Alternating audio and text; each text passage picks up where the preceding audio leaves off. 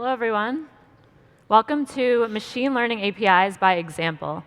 In this session, I'm going to show you how you can access pre-trained machine learning models with a single API call. My name is Sarah Robinson. I'm a developer advocate on the Google Cloud Platform team based in New York. Super excited to be here with all of you in London today. And you can find me on Twitter at srobtweets. So I want to start by talking about what machine learning is at a high level. At a high level, machine learning is teaching computers to recognize patterns in the same way that our brains do. So it's really easy for a child to distinguish between a picture of a cat or a dog. They can do it almost right away, less than a second. But it's much, much harder to teach a computer to do the same thing. So the idea is here that we write code that will learn from examples and experience. So as it's fed more and more data, the model will improve over time. So here we have a neural network that identifies a picture as either a cat or a dog. And the input to this network is pixels. The output is going to be a prediction, in this case, a dog.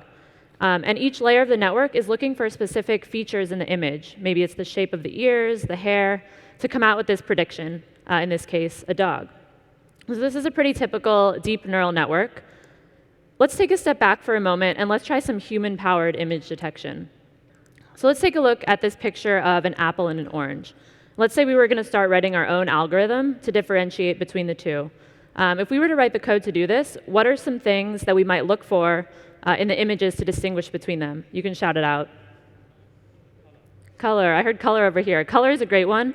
So we could look at the color. If the majority of the pixels were red, we can output it's an apple. If the majority of the pixels were orange, we can say it's an orange. So that would work for these two images. But then what happens if we have grayscale images, right? Then we have to start all over again with our algorithm. And then what happens if we add a third fruit? What happens if we add a mango? Then we have to start all over again another time. But these pictures are all pretty similar. These are three fruits. They're all somewhat circular. They look kind of the same, similar colors. It should be pretty easy to do if we have pictures that are completely different, right, to distinguish between the two. So what if we have a picture of a dog and a mop? Should be easy, right? There's nothing really similar about these two pictures. The mop is not living and breathing. It doesn't have eyes, a nose, or a mouth. But it's actually pretty difficult. So here we have photos of 4 dogs and 4 mops. And it's actually kind of hard to tell the difference between which is which. So the idea here is that we don't want to write code to differentiate these very specific things like dogs, mops, different kinds of fruit. What if we have photos of everything, not just the few photos I showed you, photos of all sorts of things? And in addition to photos, we could have other types of unstructured data, like video, audio, or text. And we want a nice way to be able to make sense of all of this unstructured data. And Google Cloud Platform has a spectrum of machine learning offerings that can help you make sense of unstructured data. On the left-hand side, we have tools that can help you build your own model and train it with your own data. TensorFlow is an open source machine learning library for building and training your own machine learning models. And Cloud Machine Learning Engine lets you run your TensorFlow models on Google's managed infrastructure. What I'm going to focus on today is the right-hand side, and I like to call those friendly machine learning APIs because they provide access to machine learning as an API. You don't really have to understand how to build and train your own models to make use of this machine learning functionality. You just have to know how to send a REST API request, and you get a lot of interesting data back. So I'm going to cover these 5 APIs. I'm going to give you a short tour of all of them. We're going to do some live demos. And I'm going to get started with the Vision API. Just a quick show of hands. How many of you have used the Vision API before? Looks like a few of you. Nice. So the Vision API lets you do complex image detection with a simple REST request. If any of you are familiar with Google Photos, where you can search your photo library, for very specific search terms, and it'll bring up all the photos relevant to that term. This API is essentially exposing that functionality to developers. And before I get into the details, I want to talk about some production real-world use cases of the Vision API. On the left-hand side is an example from Disney. They used the Vision API to promote a recent movie, Pete's Dragon. And to promote the movie, they had a game where they would send users on sort of a scavenger hunt, where they'd say, you need to take a picture of a couch or a lamp or a computer, and then they would superimpose this dragon on that picture if they got it correct. So the problem was they needed a way to verify that the user's picture had the clue that they were sent in it. And that was a perfect use case for the Vision API. They accomplished that with the label detection method. And then on the right, we have Realtor.com, which is a real estate listing service. And they use the Vision API's OCR method, optical character recognition, which you can use to identify text and images. So when people are going around house hunting, they may see a for sale sign in the yard. They can go to the Realtor.com app and take a picture of the sign, and then using OCR, they'll be brought to the relevant listing in the app. So here are 6 features of the Vision API. I'll talk a little bit about each one. Starting with label detection. Label detection will tell you, what is this a picture of? For this picture, it might return cheetah, field, things like that. Then we have face detection, which can tell you, first of all, are there faces in this image? If so, how many? Where are those faces in the image? And what are the emotions that I can find in the face? Are they happy? Are they sad? Are they angry? Then we have OCR, which I mentioned before was Realtor.com's use case. This is able to identify text in an image, and it can tell you what language that text is in, and it can also identify where that text is in the image. Then we have explicit content detection. So it's pretty self-explanatory. It'll basically tell you, is this image appropriate or not?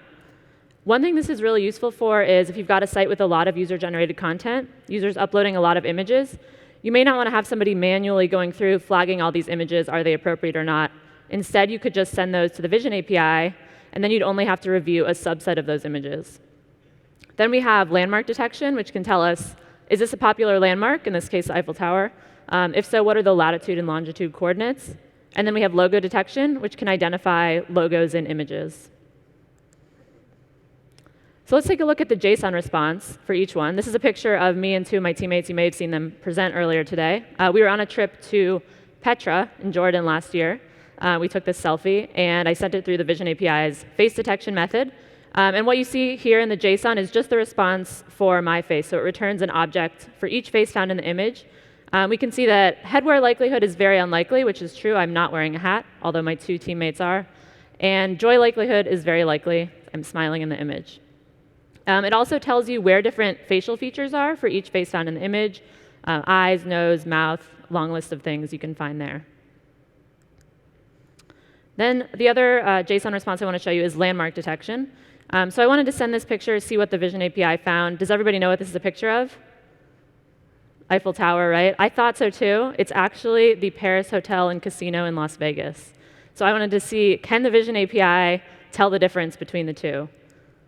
And the answer is yes, it can. It identified this as the Paris Hotel and Casino in Las Vegas. You'll see that it returns an MID, which is an ID that maps to the item's ID in Google's knowledge graph. So if I wanted to get more information on the Paris Hotel and Casino, I could send the MID to the Knowledge Graph API to get a lot more data on it. We also get the latitude and longitude of this casino in Vegas. You can see that Vision API is not easily fooled. There are a couple new features that we announced at Next in San Francisco a couple weeks ago. 3 of them are here. The first one is crop hints. This will give you suggested crop dimensions for your photos. My favorite of these is web annotations, which I'm going to talk about on the next slide. And this will search the internet for all sorts of details about what's in your image. And then finally, we have improved OCR, document text annotation feature, for images with large blocks of text. So let's say you have an image of a receipt that you're expensing. The receipt has a lot of text, obviously. You can send this to the document text annotation method, and it'll be able to transcribe all the text from that receipt. Or if you take a picture of, for example, a resume, it'll be able to identify all the text in that image. So as I mentioned, my favorite is web annotations. And to show you this feature, I'm going to use this picture. This is a picture of a car, but it's not just any car. I'm a big Harry Potter fan. So this is the flying car from the second movie, if anyone has seen it. And it's actually being displayed in a museum. So I found this picture. I wanted to see what web entities were found in the image. The first one it found is Ford Anglia, which is indeed correct. They flew a Ford Anglia to school their second year. It also found the Art Science Museum, which is a museum in Singapore, and that's where the car is currently on display. And the page where this car was found had information about the exhibit at the museum in Singapore. And then finally, entities are able to tell me that this is indeed from Harry Potter, which is a literary series. So these are just the entities that we get back from the web annotations feature. There's a couple other pieces of important data that we get back from it as well. It'll give us the URLs of all the matching images to this on the internet. So this is really useful for copyright detection. If you want to say, does this image that this user has uploaded exist anywhere else on the web, you can get all of the image URLs for that. Partial matching images is essentially an image search. So it'll say, show me images that are similar to this one, but not the exact same thing. So maybe it'll find an image of a Ford Anglia on the street somewhere, but not this particular image. And then pages with matching images will give us the URLs of the pages where all of these exact image matches were found across the web. I definitely recommend checking out the web annotations feature. And you can all try this in the browser with your own images. If you go to cloud.google.com/vision, before you write any code, if you want to see if the Vision API is right for your app, you can just upload your images directly in the browser, and it will tell you the responses for each of the different feature types that I just walked through. This is the response for that Paris hotel and casino image I shared with you before. So I definitely recommend trying it out in the browser.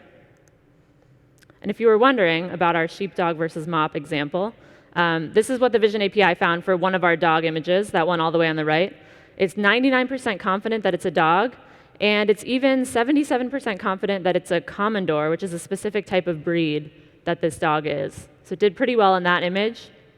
On this image here of the mop, it's 70% confident that it's a broom or a tool.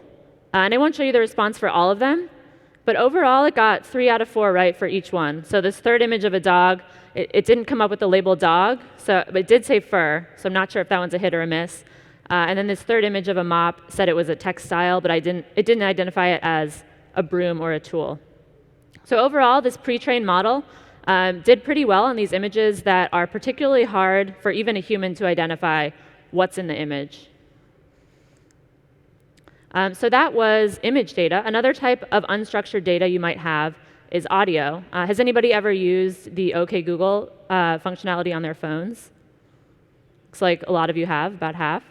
The Speech API exposes this functionality to developers. So if you want to add any sort of speech-to-text transcription to your applications, you can use the Speech API to do this.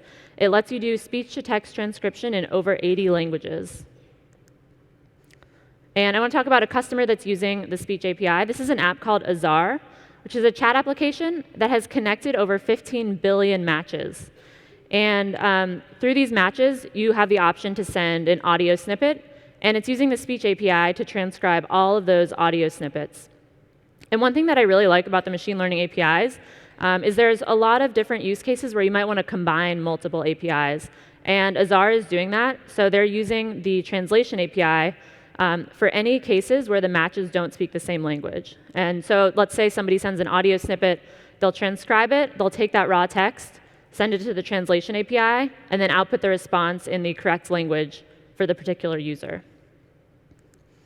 The Speech API is best seen through a demo. Before I get to the demo, I'm going to explain a little bit how it works. So we're going to make an audio recording from the command line. I'm just going to record a 5-second audio clip. And I'm doing that using socks, which is just a command line utility for audio. I'm going to create the API request in a JSON file. Then we'll send it to the Speech API, and we'll see what type of response we get back. So if we could switch over to the demo. Everyone see that? So I'm going to run it with bash request.sh. And it's going to say, press enter when you're ready to record. So I'm just going to record 5 seconds of audio. Here we go. I built a Speech API demo using socks. Let's see how it did. So this is what our JSON request looks like. We need to tell the Speech API the encoding type. Let me actually make this a little bit bigger. There we go.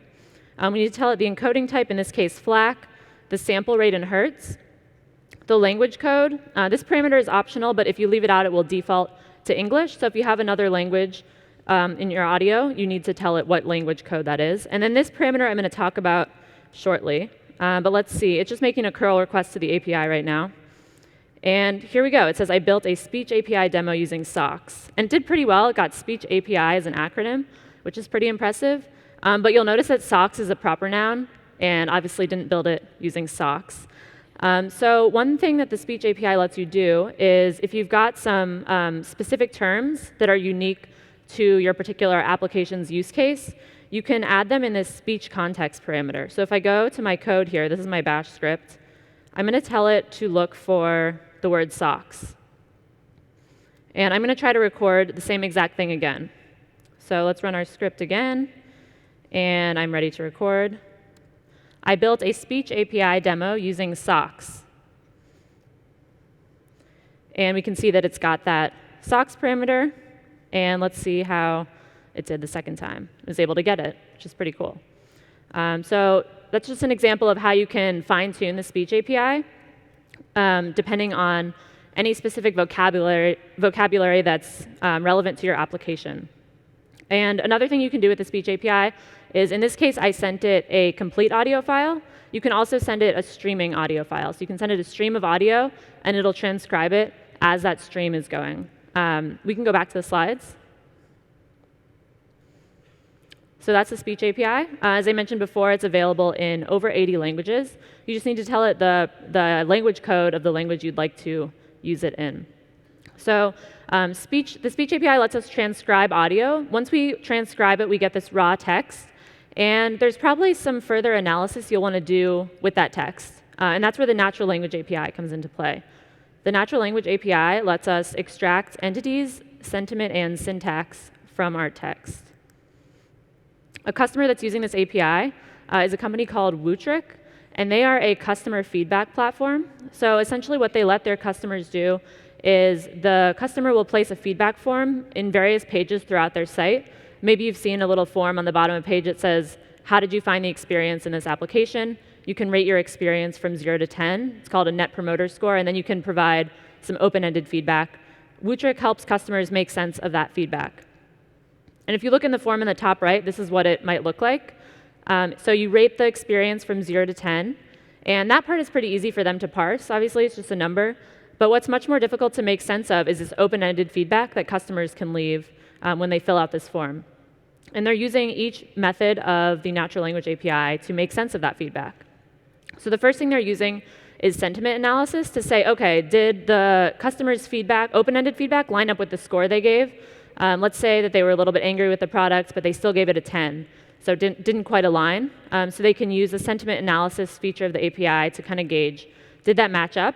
And then they're using the entity and syntax annotations feature to extract the subject, any known entities in the sentence, and the subject of them to see which subjects are being talked about most frequently, and then to route that feedback accordingly. So if we have a customer that's very upset about usability, in near real time, they can route that request to the right person to answer the question, rather than having to have somebody manually review all of the customer feedback that's coming in.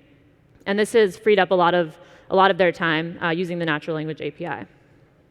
So now that you have an idea of a customer that's using it, I'm going to talk about the 3 different API methods in a little bit more detail. So this is an example of the entity extraction method. As I mentioned before, I'm a big fan of Harry Potter, and we're in London. So I'm going to use a Harry Potter example. This is just the Wikipedia page about J.K. Rowling. So I ran this sentence through the API's entity extraction method, and it was able to pull out these 5 entities. And let's take a closer look at the JSON response that was returned. What you'll notice here is that for these 3 entities, it returned the same JSON response, because these are all referring to the same thing. Robert Galbraith is actually a pen name that J.K. Rowling used for a different book series. So it's pointing them all to the same entity. So in your application, if you have users talking about the same thing in different ways, the API will be able to identify all of those mentions as the same thing. So we get the idea that this entity has a name. Name is Joanne Joe Rowling. The type of the entity is a person.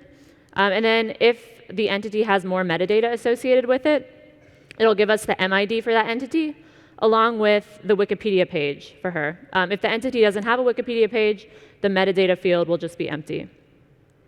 We get a similar JSON response for British. It's a location, and it points to the United Kingdom Wikipedia page. If instead this had said, is a United Kingdom-born novelist, it would have pointed to the same Wikipedia page. And then we get that Harry Potter is a person. So that's the entity extraction method. The next method is sentiment analysis. So in this pretty bad restaurant review, someone said, the food was terrible. I would definitely not recommend this restaurant. We want to be able to detect the sentiment of this. And the sentiment analysis feature gives us 2 numbers back. It gives us a score, which is a range from -1 to 1, telling us is this positive or negative? -1 being all the way negative, 1 being all the way positive. So we can see that this got a -0.9, which is almost fully negative. And then magnitude tells us, regardless of being positive or negative, how strong was the sentiment in this particular sentence. And this is a number ranging from 0 to infinity. In this case, the sentence is pretty short, so the magnitude number is pretty small. We just get 0.9. And then another method I want to talk about is the syntax annotation method. This one gets more into the linguistic details of the text that you send it. So here the example text is the natural language API helps us understand text. And this visualization is called a dependency parse tree. You can actually create one with your own text on the natural language API products page, which I'll show you in a moment. So you can enter text, it'll create this visualization for you. So those green arrows tell us which word does this word depend on. And then in orange, we see the parse label, which is telling us what is the role of this word in the sentence. So helps is the root verb, API is a nominal subject, us is also a nominal subject. So this is useful for, Wootrick, for example, is identifying what is the subject of this sentence. What is the person talking about? In purple, we have the lemma, which there's just one example of in this sentence. For helps, the lemma is help, and the lemma is just the canonical form of the word. So if you've got a situation where you want to count how many times your customers are mentioning a specific word in association with your product, you wouldn't want to count helps and help as two different things. They're essentially the same word. So then you could use the lemma form of the word to get the canonical form. And then in red, we have our parts of speech. Is it a noun? Is it a verb? Is it an adjective or a pronoun? And in blue, we have additional morphology data for the words. Is it first, second, or third person? Is it singular or plural? And the detail of this data is going to vary based on the language that you're using it in. And you might have heard in the keynote today, today we have a few new features that are available with the Natural Language API. There is expanded language support, specifically adding a few more European languages. And all these languages are available for entity, document sentiment, and syntax analysis. A new feature which I'm really excited about is understanding sentiment for specific entities. So in my example before, where I said the food was terrible, food would be able to tell me, it would tell me for the entity food, what was the sentiment associated with that. So this is useful for product reviews, customer reviews, things like that.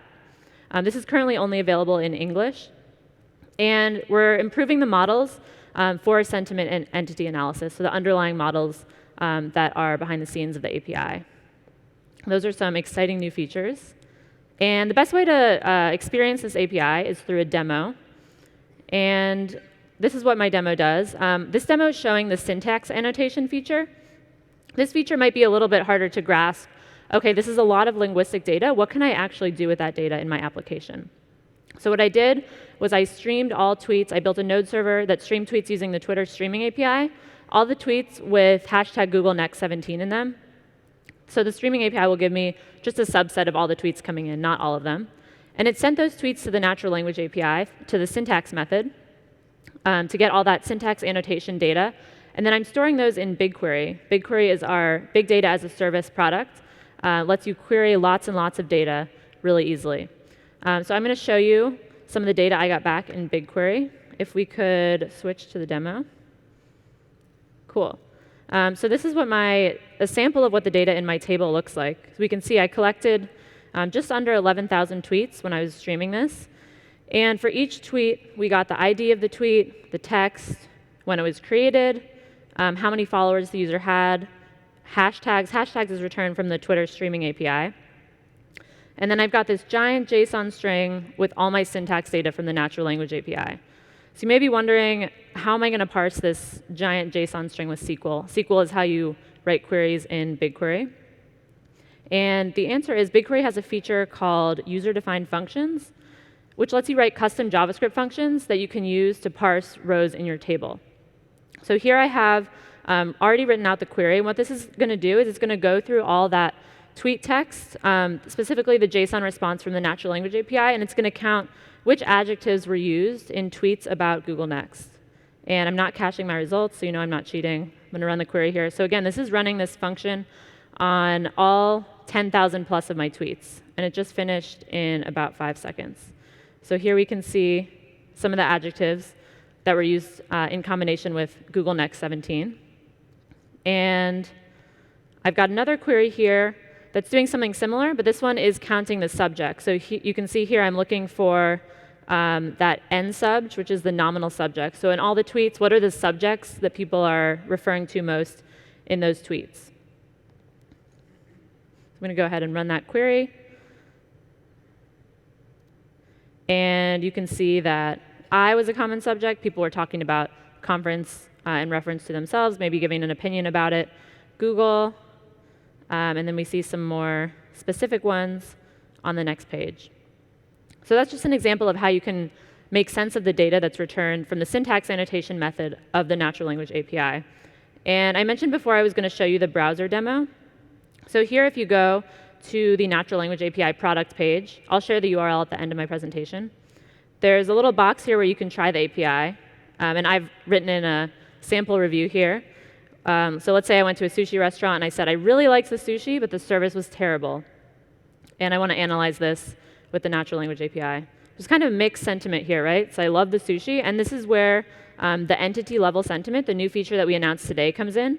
So it's able to say the sushi, we got a score of 0.8, which is almost fully positive, but the service was terrible, so it got a score of negative 0.9. And you can also get data on the overall sentiment of this. And I mentioned before that you can create your own dependency parse tree with the text. So here we have our parse tree for this particular sentence. We can see that the root verb is liked. The lemma of that is like. So definitely recommend trying it out in the browser with your own text. And we can go back to the slides now. So that was a demo of natural language processing on Google Next tweets. Just to summarize, I wrote a node server that called the Twitter streaming API to stream tweets with a particular subject, sent them to the natural language API, and then stored the results in BigQuery. Also an example of how it's pretty easy to combine multiple cloud products with these 5 machine learning APIs. So once you have your text, another thing that you might want to do in addition to analyze that text is you might want to translate it. It's likely that you have users all over the world, and you want to translate it into the relevant host language for that user. The translation API lets you translate text in over 100 languages. Now, how many of you have used Google Translate before? Looks like almost every hand went up. I use it all the time when I travel. Definitely rely on it. Last year, I actually took a trip to Japan, and I was at a restaurant where almost nobody spoke English, and I really wanted to order octopus, but I didn't know the word. So I used my handy Google Translate app, and it told me that the word for octopus is actually taco, which confused me a little bit. But it worked. I was able to order. This is a picture of the octopus that I got. It was delicious. But you probably want to use Google Translate for more than just translating the word octopus. You probably have lots of applications of how you could use the translation API in your application. Airbnb is a company that I want to highlight that's using the translation API. What you might not know about Airbnb is that 60% of their bookings are between people that use different host languages in their app. And they're using the translation API not only to translate the listings, but also to translate the reviews and the conversations between hosts and guests. And they found that this significantly improves a guest's likelihood to book. Here's a code snippet in Python of how easy it is to call the translation API. So this is using the Google Cloud Python module. We create a translate client, and then we just call translate client.translate. We give it the text we'd like to translate and the target language that we would like to translate it to. And notice here that we don't need to tell it what the source language is. It'll be able to detect that for us. And then we can just print our translation result. So translation API, very easy to use to translate your text into all the languages their users are referencing your app in. A little bit of detail on the translation API. We recently added neural machine translation to it, which is a very much improved translation model that's working behind the scenes. So essentially, the way that it worked before in first-generation translation is you have a sentence, and very similar to if you were traveling in a different country, maybe you had a travel dictionary, and you wanted to translate a sentence, you might look up each word, word for word, and then come up with a translation. And your translation would probably be pretty accurate, but there'd probably be some contextual things that were missing from the translation. So the quality was pretty good, but it wasn't great, especially for long text, if you had more than a sentence you wanted to translate. And what the neural machine translation model does is it looks at each word in the context of the surrounding words in the sentence, and it's able to produce much higher quality translations. There was a great New York Times article about it, and I have the bit.ly link for it there, bit.ly/NYT-AI-awakening, if you want to learn more about what's going on behind the scenes in neural machine translation. And there's a lot of text on this slide, but I wanted to highlight the improvements of neural machine translation. I'm coming back to another Harry Potter example. And what we have on the left column here is the original Spanish text from just a paragraph from the first chapter. And each book, it was translated in over 70 languages. Each book had somebody actually translating. Obviously, they didn't feed it through an API. That wouldn't work very well with all the proper nouns and puns in the book. So somebody manually wrote each translation that spoke the host language. So this was written by the Spanish translator. And you can see how first-generation translation performed in the middle. And then in the last column, we see how neural machine translation performed. And I bolded the significant differences between the two. So we can see when it's describing Mr. Dursley's job, it says made drills. The neural machine version is able to translate this to manufactured drills, so much more specific verb. Almost necklace is translated to almost without a neck. And if we look down at the bottom, fence of the gardens is changed to garden fence. So you can see just a couple different quality improvements there. And I've got a demo of the translation API. Because the API is pretty self-explanatory, just translates text and can detect the language of text, I thought I might combine it with some different APIs to show you the power of how you can combine different ones. So what I did here is I wrote a Python script where you can pass it either raw text input, speech input, or image input. It'll run it through the natural language API, and then it'll finally run it through the translation API. So if we could go back to the demo. Here we go. So I'm going to call my script python textify.py. And it's going to ask me what type of input I have. So here I'm going to type raw text. And I'm going to say, London is one of my favorite cities. And so the first thing it did was it sent it to the natural language API. And this is what the syntax annotation response looks like just for the one word London. It's able to identify it as a noun. It's singular. It's the nominal subject of the sentence. I ran it through sentiment analysis, and it's able to detect that this was a positive sentiment sentence. It picks out the entities I found, and then finally it's asking us if we want to translate it. So I'm going to go ahead and translate it into Spanish. And because not everyone here speaks Spanish, I've translated it back to English, and we can see that the reverse translation is very accurate for the sentence. Make the font a little bit bigger. The next thing I want to show you is an image that has text in it. So if we go over here, I have an image from the underground, Mind the Gap, a sign I'm sure all of you have seen many, many times. And I'm going to run my script again. This time I'm going to send it a photo. So I just need to give it the file path of that photo, underground.jpg. And we can see that it extracted Mind the Gap from that text. Here's the syntax annotation response we get back just for the word mind. It's able to identify it as the verb, the root verb of the sentence. It's pretty neutral sentiment, which is true. And let's go ahead and translate it into Japanese and see what happens. And we can see that it came back pretty accurately, locate the gap, still gets across the meaning of what this sign was trying to say. So that was an example of how you can easily combine multiple machine learning APIs in your application. And you can go back to the slides. The final API I want to talk about is the Video Intelligence API. And this is the newest API in our family of machine learning APIs. How many of you have seen a demo of the Video Intelligence API before? I think there was one in the keynote earlier. Looks like a few of you. The Video Intelligence API lets you understand your video's entities at shot, frame, or video level. And one company that's using this is called Cantemo. They're a media asset management company. And what they allow their customers to do is all their customers have a lot of video data. They upload their videos to Cantemo, and Cantemo transcodes them, helps them make sense of the videos. And they're using the Video API to improve how users search across their video library. And this is a quote from the VP of Product Development at Cantemo. As with the other APIs, it's best experienced through a demo. So if you could go back to my laptop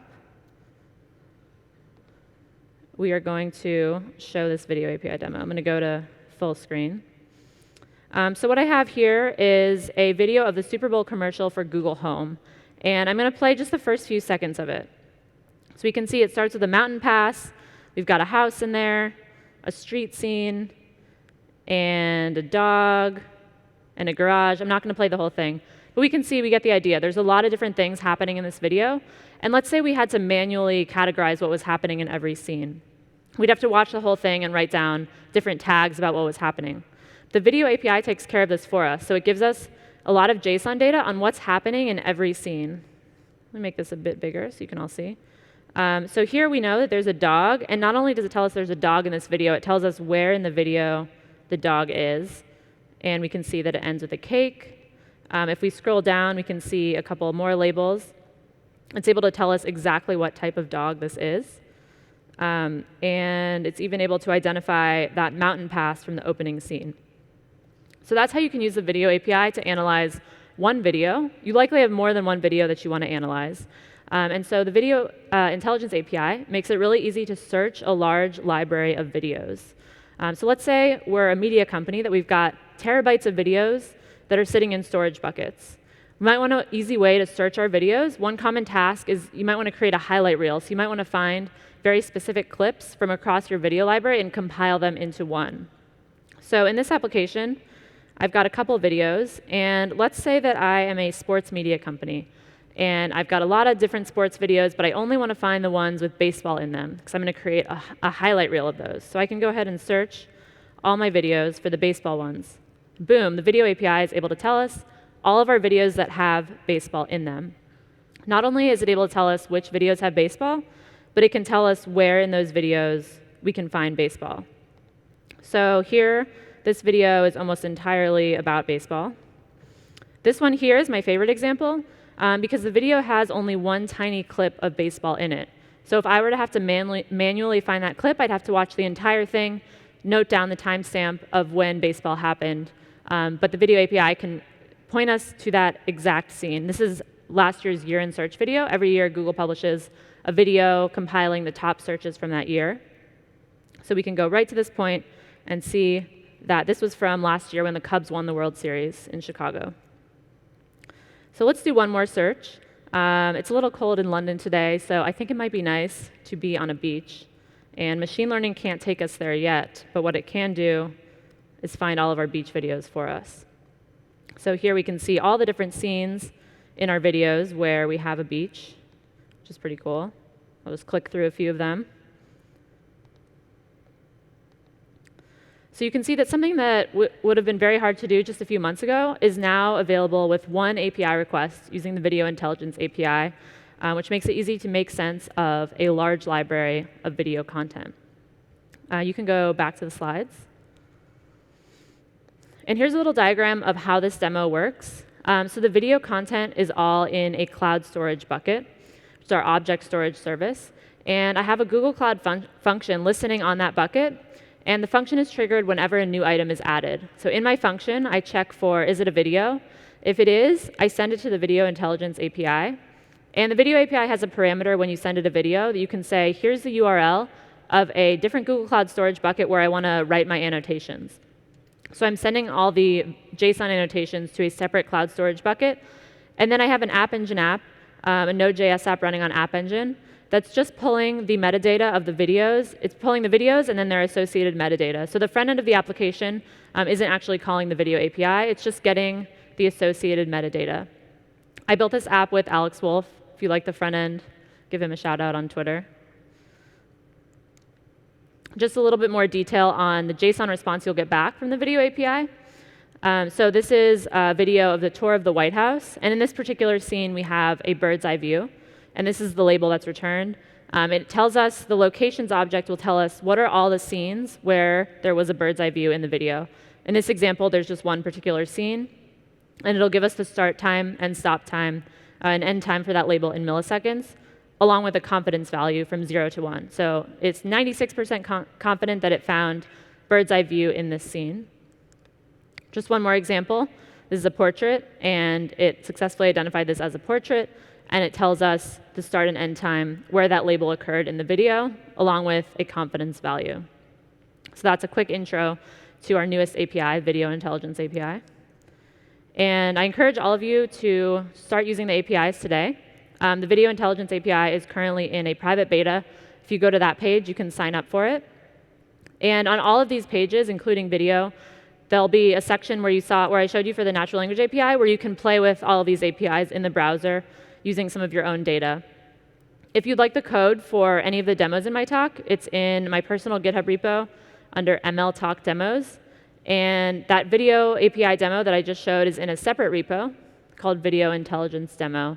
And as I mentioned before, they're all available to use in the browser. I'll leave that up for just another second while folks take pictures of it. OK. And the last thing that I wanted to mention is if you're interested in more machine learning talks that cover different topics about machine learning at Google Cloud Platform, these are some great talks from Google Next in San Francisco. And all the talks are on YouTube. These bit.ly links will just go to those YouTube videos. So BigQuery and Cloud Machine Learning Engine. If you want a deeper dive into the Video Intelligence API, which I just covered, there's a great talk by the product manager and one of the engineers on the Video API that give you a deeper dive on that. And then if you want to learn more about how you can use Google Cloud Platform's tools to build and train your own machine learning model, there's a talk that covers that as well. So that's all I've got. Thank you for coming.